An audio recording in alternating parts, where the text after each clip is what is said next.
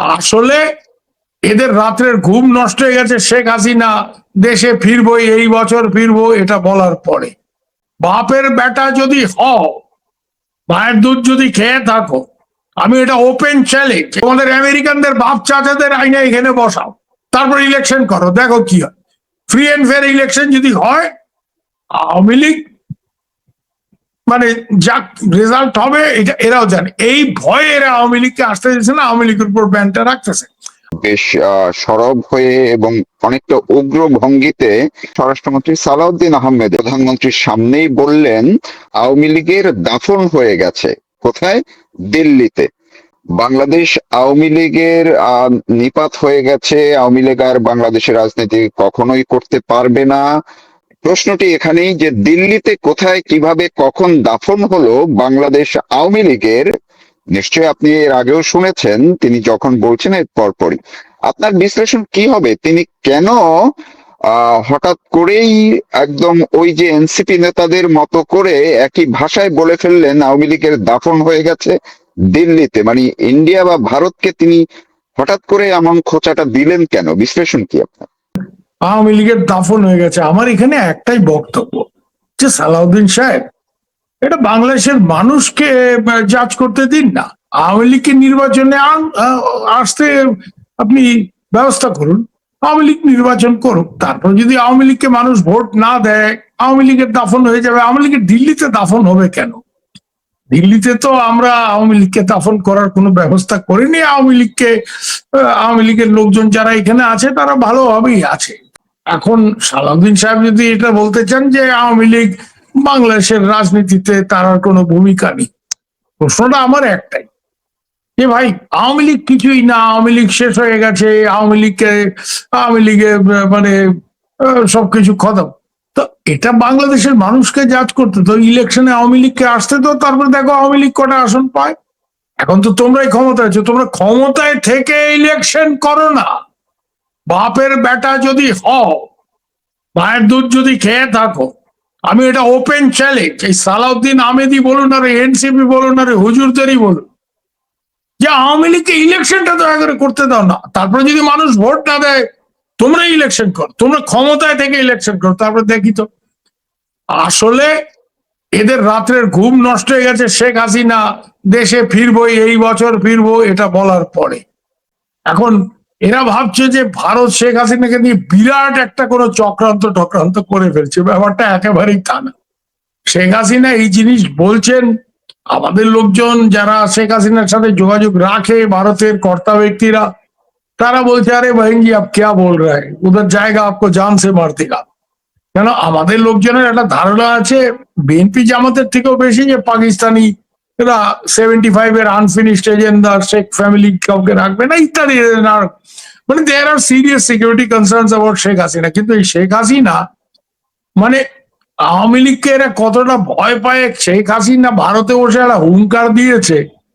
হ্যাঁ, এবং আমি অন্তত বুঝে উঠতে পারছি না আপা এটা কি ভিত্তিতে বলেছে, আবার কি ক্যালকুলেশন আছে, অ্যাটলিস্ট আই ডোন্ট নো। উনি এই বছরই দেশে ফিরবেন, এবং আমি এটা খবর নিয়ে দেখেছি আওয়ামী লীগের অনেকের সাথে তো আমাদের যোগাযোগ আছে, যে এদেরও বলা হয়েছে তোমরা রেডি হও, তোমরা তৈরি হও, দেশে বেরোর জন্য রেডি হও। আজকেও একজন সিলেটের এক নেতা এসেছিল, আমাকে বলছে যে আপাতত কইছে আমাকে দেশে যাওয়ার জন্য রেডি হও।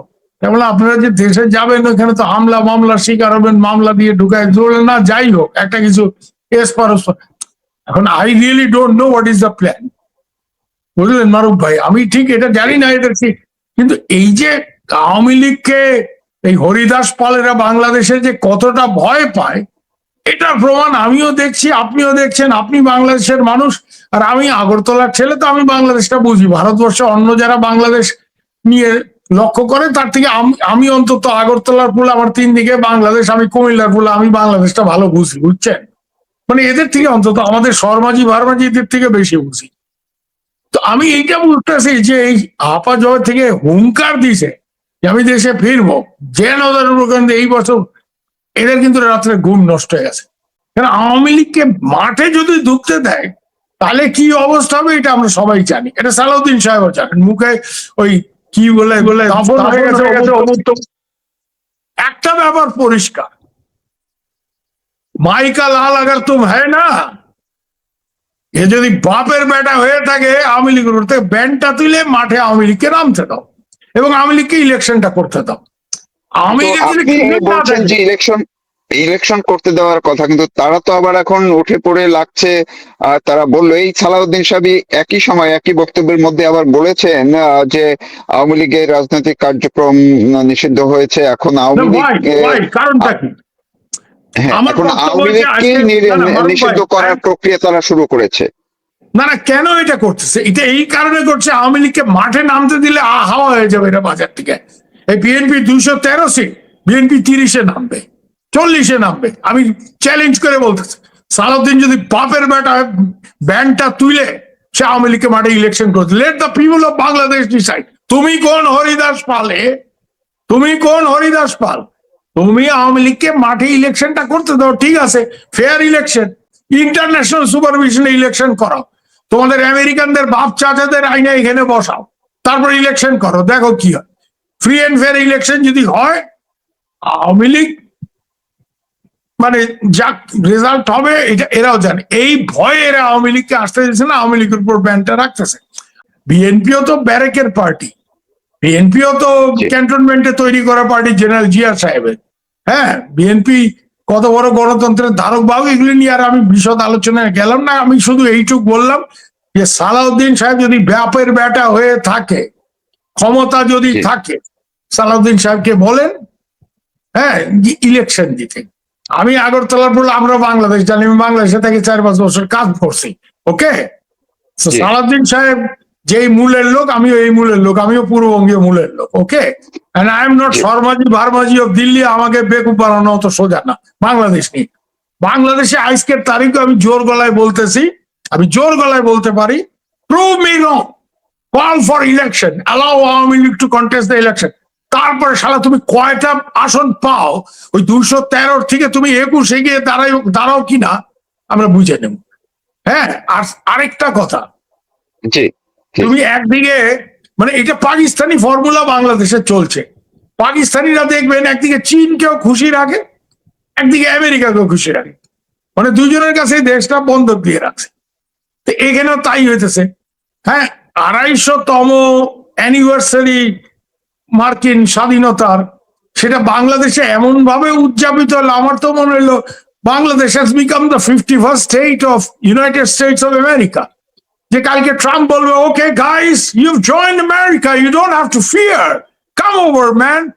আমার ছোট বোন তারান আলিমকে আমি সকালবেলা ফাইজলামি করে কইছি, ওর শরীরটা খুব খারাপ, ও ছেলেদের কাছে আছে। আমি বললাম, বই এখন তো আর আমেরিকায় যেতে তোমাকে ভিসা লাগবো না, তোমরা তো আমেরিকার একটা অঙ্গরাজ্য হয়ে গেছে, চিন্তার কোনো কারণ নাই। তো তোমার বড় ভাই, ওর বড় ভাই আমেরিকায় থাকে, ডাক্তার মানুষ, রাজ হয়েছে। আমি রাজ ভাইয়ের এখানে যাইতে গেলে আর তো তোমাকে ভিসা টিসা লাগবে না, তোমরা আমেরিকার অংশ হয়ে গেছে। আরেকদিকে চীনের সাথে গিয়ে এই যে চীনের সাথে ডিলগুলি হয়েছে, হ্যাঁ, চীনের ব্যাপারে এদের ইন্টারেস্টটা কেন জানেন? এই বিএনপি ওয়ালাদের এই যে $9 বিলিয়ন প্রজেক্ট হয়েছে, ভালো কথা, আমি চাই মানে বন্দর ডেভেলপ করুক, বাংলাদেশে ইনফ্রাস্ট্রাকচার হোক, very good, I sincerely want ইট, যে বাংলাদেশের মানুষ। কিন্তু বাংলাদেশে এই যে রাজপুরুষরা যারা এখন বসে আছে, এরা তো আর বাংলাদেশের ডেভেলপমেন্ট নেই, এরা হচ্ছে $9 বিলিয়ন প্রজেক্ট। চাইনিজরা বললো, okay okay, no problem, we will arrange it, okay, what do you want? So what do you want? 1%, $9 million, a commission খায়গা, kickback লেগা। এইটা একটা নতুন বাণিজ্য, নমিনেশন বাণিজ্য হয়েছে, এরপরে হয়েছে মামলা বাণিজ্য, যেটা ডাইরেক্ট বেনিফিশিয়ারি ওসি সাহেব যে বলছেন, আমার বোন রে, আপা আপনি কি ভাবেন এই টাকা আমরা খাই? আমরা 10%, আমি ওসি সাহেব 10%, আর 10% হয়েছে এসপি সাহেব, আর 10% আইজি সাহেবের, বাকি 70% মন্ত্রী বাহাদুর। জয় বাংলা, আর কোনো চিন্তার কারণ নাই। এই তো তো প্রথম নমিনেশন বাণিজ্য, তারপরে হয়েছে কি বাণিজ্য? মামলা, তারপরে হয়েছে দেশের মধ্যে এই ঋণ ওই ঋণ অমুক ঋণ, এইসব বাণিজ্য। আর এখন আসল বাণিজ্য, চাইনিজরা কিরকম জানেন? আমার বোন যখন টেলিকম মন্ত্রী ছিল, তারান আলিম, প্রথম দিন মন্ত্রী হওয়ার 2 দিনের মধ্যে এই চাইনিজ লোক এসে গেছে। তারা কি, madam you have young boy, মানে ওর ছেলেরা তখন ছোট, মানে ইয়াং আর কি, পড়াশোনা করে। Don't worry, your boy need sports car, মানে তোমার ছেলের জন্য স্পোর্টস কার, মানে রিসার্চ করে আসছে যে ওর দুইটা ইয়াং ছেলে আছে, স্পোর্টস কার। তা আমার বোন তো খুবই সৎ মানুষ, বলছে তোমাদের ব্ল্যাক লিস্ট করে দেবো, get out and all that. Ultimately তার মিনিস্ট্রি গেছে, তার মিনিস্ট্রি গেছে অনেক কারণে, এই দরবেশ মিয়া টিয়া তাদের নানা রকম 2 নম্বরে ছিল, এবং ওই চাইনিজদের সাথে, বিকজ দে ওয়ান্টেড বিজনেস এবং আনফেয়ারলি এগুলি সে অ্যালাউ করেনি। আচ্ছা মজাটা দেখেন, এই চাইনিজদের লাইনটা কি জানেন? প্রথমে তো এইখানে এসে যখন দেখছে সুবিধা নেই, তারপরে তারা না ওয়েন্ট টু হাঙ্গেরি, কেন? ইন্টারন্যাশনাল টেলিকম ইউনিয়নের আন্তর্জাতিক সম্মেলন, ওইখানে ব্যাটারে গিয়ে হাজির হয়েছে। আমি বললাম বই ওইখানে কেন গেছে? বললে ভাবছে টাকায় নিব না ডলারে নিব, তো ওইখানে আমি যাদের ধমক টমক দিছি। But ultimately she lost her ministry, because ওই চীনাদের যে বাংলাদেশে যারা এজেন্ট, এই দরবেশ কোম্পানি টাইপের লোকজন, মানে চীনারা ব্যবসা করবে, চীনারা মন্ত্রীকে দেবে এবং এদের, তো এই টাকা পয়সাটা মন্ত্রী বাহাদুর খাইলে তো এদের ব্যবসাটা হবে। বাংলাদেশে যারা এদের এজেন্ট আছে, এখন তো আর দরবেশ নাই, উনি জেলে, উনি আওয়ামী লীগের সময় এইসব করছেন।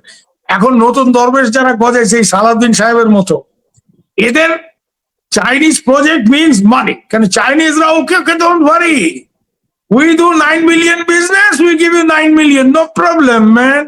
চাইনিজরা হয়েছে আমাদের দেশে মারোয়ারি গুজরাটির বাপ, মানে এই এই এই ব্যবসায় ওরা জানে যে কুছ মিলনে কে লিয়ে কুছ দেনা ভি পড়েগা, তো দেনা পড়েগা, তো এইখানে হচ্ছে জাস্ট দেয়ার মেকিং মানি।